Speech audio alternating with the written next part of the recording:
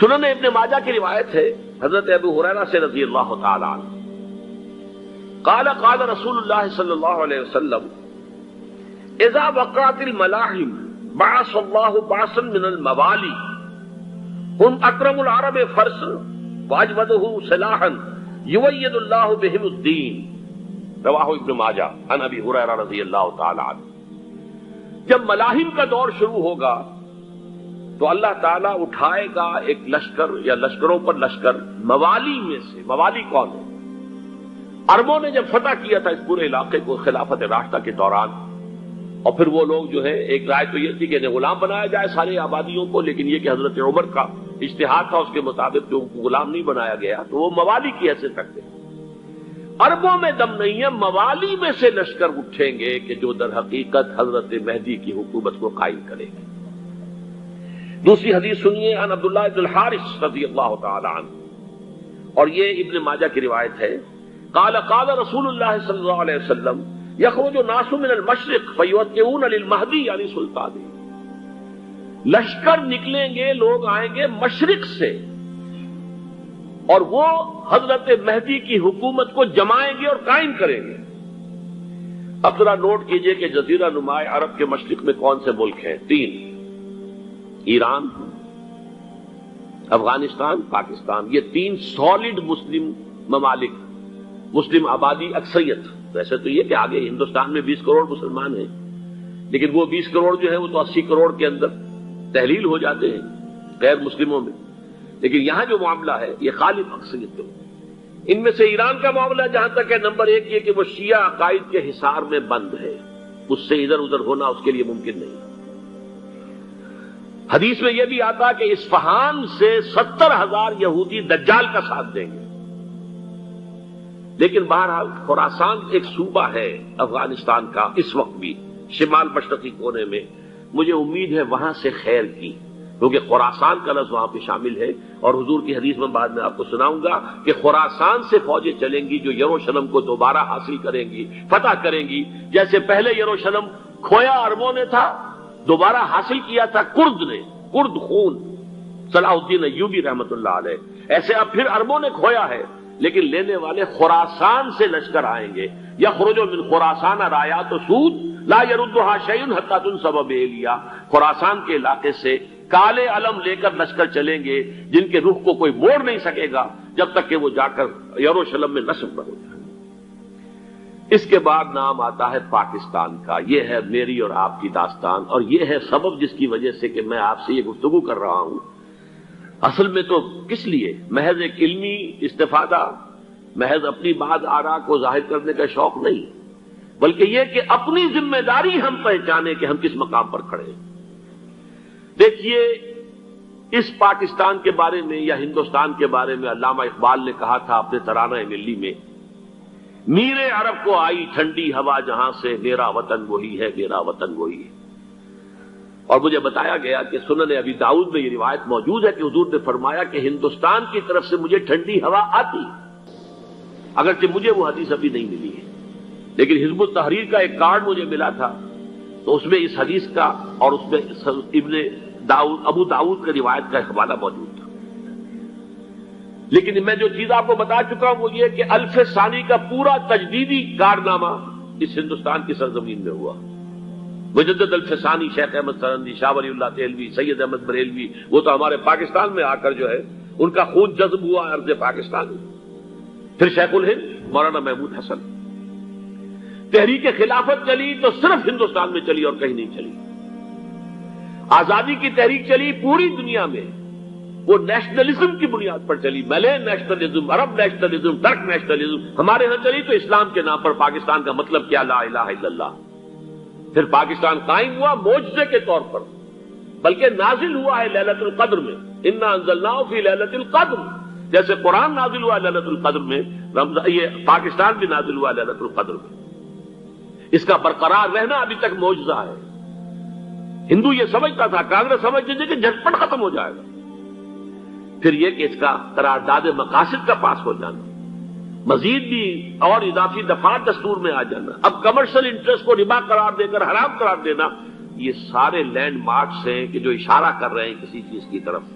معاملہ کدھر جا رہا ہے؟ پھر یہ کہ یہ جو 14ویں صدی کے مجدد تھے شیخ الہند، اس کے بعد سے کچھ ایسی شخصیتیں عظیم پیدا ہوئی ہیں ہند میں، جن کو میں سمجھتا ہوں کہ 14ویں صدی کے مجدد اور 15ویں صدی کے مجدد کے درمیان یہ 15ویں صدی کے مجدد کی راہ کو سیدھا کرنے والے، جیسے کہ حضرت یحییٰ نے کہا تھا میں تو آنے والے کا راستہ سیدھا کر رہا ہوں حضرت عیسیٰ کے لیے، ایسے ہی 15ویں صدی کے لیے امام مہدی کے لیے راستہ صاف کرنے والے سب سے پہلے علامہ اقبال، جنہوں نے اسلام کا تصور دین کی حیثیت سے دوبارہ زندہ کیا ہے، ورنہ اسلام ایک مذہب کی شکل اختیار کر چکا تھا۔ پھر مولانا مودودی، مولانا ابوالکلام آزاد حکومت الہیہ کے نعرے کے ساتھ میدان میں آئے۔ یہ اقبال نے جو تصور پیش کیا تھا اس پر عملی جد و جہد کے لیے حزب اللہ قائم ہوئی۔ نوٹ کر لیجئے 11 برس کا فرق ہے عمر کا علامہ اقبال کے اور ابوالکلام کے، اور 1913 میں جب حزب اللہ قائم کی ہے اس وقت علامہ اقبال کی ملی شاعری اپنے عروج کو پہنچ چکی تھی۔ پھر یہ کہ علامہ اقبال کے بعد تعمیل جو ہے اس کام کی وہ ابوالکلام نے کی، لیکن روایتی علماء کی شدید مخالفت کی وجہ سے وہ بدل ہو کر چھوڑ گئے، کانگریس میں شامل ہو گئے، بساط جو ہے حزب اللہ کی انہوں نے لپیٹ دی۔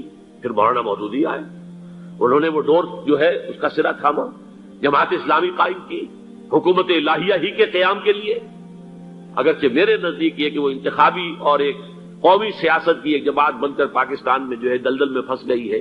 اب ہم اس کی کوشش کر رہے ہیں، تنظیم اسلامی اور یہ تحریک خلافت جس کے تحت یہ جلسہ ہو رہا ہے، یہ ساری چیزیں وہ ہیں کہ آپ کو سوائے پاکستان کے اور کہیں نہیں ملیں گی پوری دنیا میں۔ معلوم ہوتا ہے کہ پاکستان کو بہت بڑا رول پلے کرنا ہے اس میں، اور اس کے ساتھ اب جمع کر لیجئے افغانستان کی عمارت افغانستان، اسلامی عمارت افغانستان قائم ہو چکی ہے۔ یہ پچھلے 20 سالوں میں جو کچھ وہاں ہوتا رہا ہے اس سے پہلے تصور نہیں ہو سکتا تھا۔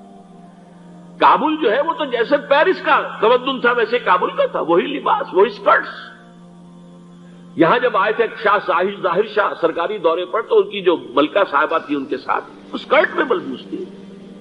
کابل جو ہے وہ بالکل ایک پیرس کی طرح کا شہر تھا۔ آج کابل جو ہے جا کر دیکھیے، علامہ اقبال کے فرزند بھی دیکھ کر آئے ہیں، تو اگرچہ وہ خود میں سمجھتا ہوں کہ خاصے انہیں آپ لبرل کہیں، آزاد خیال کہیں، لیکن اس درجے متاثر ہو کر آئے تھے کہ انہوں نے یہ کہا افغانستان میں جو میں نے حالات دیکھے ہیں کہ اگر 2-4 اور مسلمان ملکوں کے اندر یہ نظام قائم ہو جائے تو پوری دنیا مسلمان ہو جائے گی۔ یہ سب کچھ کیسے ہو رہا ہے؟ یہ آنے والے دور کی جھلکیاں ہیں۔ Coming events are casting their shadows before. یہ سب بتا رہے ہیں کہ پاکستان افغانستان کو مل کر اس میں کوئی عظیم رول پلے کرنا ہے۔ اور اس کے ضمن میں اب میں علامہ اقبال کے بارے میں آخری بات کہہ رہا ہوں۔ علامہ اقبال کے بارے میں عام یہ خیال ہے، انہوں نے اپنے خطبات میں مہدی کا اور نزول مسیح کا، حالانکہ میں کل پڑھ رہا تھا مولانا سید احمد اکبر آبادی رحمۃ اللہ علیہ کا ایک مقالہ ان کا کہ علامہ اقبال نے ابن خلدون کے بارے میں یہ کہا ہے کہ مہدی کا اور نزول عیسیٰ کا دونوں کا انہوں نے انکار کیا ہے، حالانکہ ابن خلدون نے نزول عیسیٰ کا انکار نہیں کیا، صرف مہدی کا انکار کیا ہے۔ بہرحال علامہ اقبال نے خطبات میں انکار کیا ہے، لیکن یہ کہ اپنی شاعری کے اندر میں چیلنج کرتا ہوں کسی بڑے سے بڑے اقبال شناس کو، ان کا یہ شعر ذرا سنیے: خضر وقت از خلوت دشت حجاز آید بروں، کارواں زی وادی دور و دراز آید بروں۔ خضر وقت، امام وقت، رہنمائے وقت، قائد وقت، خلوت دشت حجاز، حجاز کی صحرا کی کسی خلوت گزینی سے نکل کر باہر آئیں گے۔ میں حیران ہوتا ہوں علامہ کے اس فکر پر اور اس مصرے پر۔ یہاں انہوں نے شیعہ اور سنی دونوں کے کانسیپٹ جمع کر دیے۔ شیعہ کا کانسیپٹ یہ چھپے ہوئے کسی غار میں وہاں سے برآمد ہو گئے، اور ہمارا کانسیپٹ میں ام سلمہ رضی اللہ تعالیٰ عنہ کی حدیث سنا چکا، چھپے ہوئے ہوں گے وہ وہاں پر، مدینے سے نکل کر آ کر مکے میں چھپ جائیں گے۔ اس خانہ جنگی کی حالت میں لوگ ان کی طرف دیکھ رہے ہوں گے، سوچتے ہوں گے انہیں میدان میں آنا چاہیے، کوئی پارٹ پلے کرنا چاہیے، امت کی رہنمائی کرنی چاہیے، لیکن وہ چھپیں گے، وہ کارے ہوں گے، وہ اس ذمہ داری کو قبول نہیں کرنا چاہیں گے، جا کے چھپ جائیں گے مکے میں، وہاں سے مکے والے انہیں نکالیں گے، اور وہ کارے ہوں گے، انہیں بالکل یہ پسند نہیں ہوگا کہ یہ ذمہ داری اٹھائیں۔ تو خضر وقت از خلوت دشت حجاز آید بروں، کارواں زی وادی دور و دراز آید بروں۔ کارواں جو چلے گا ان کی مدد کے لیے اس وادی دور و دراز، اس عظیم وادی دور و دراز یہ وادی سندھ ہے.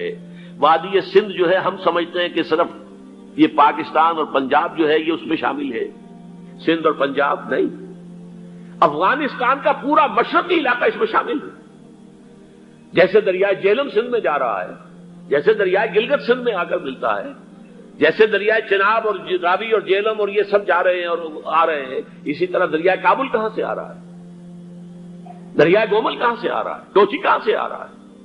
یہ سارا جو ہے ڈرین جو ہو رہا ہے ایسٹرن جو ہے پارٹ آف افغانستان، یہ سب وادی ہے. اس وادی کے یہ دو حصے ہیں. ایک حصہ جو ہے یہ ادھر پاکستان میں ہے اور اسی وادی کا دوسرا حصہ جو ہے وہ افغانستان میں ہے.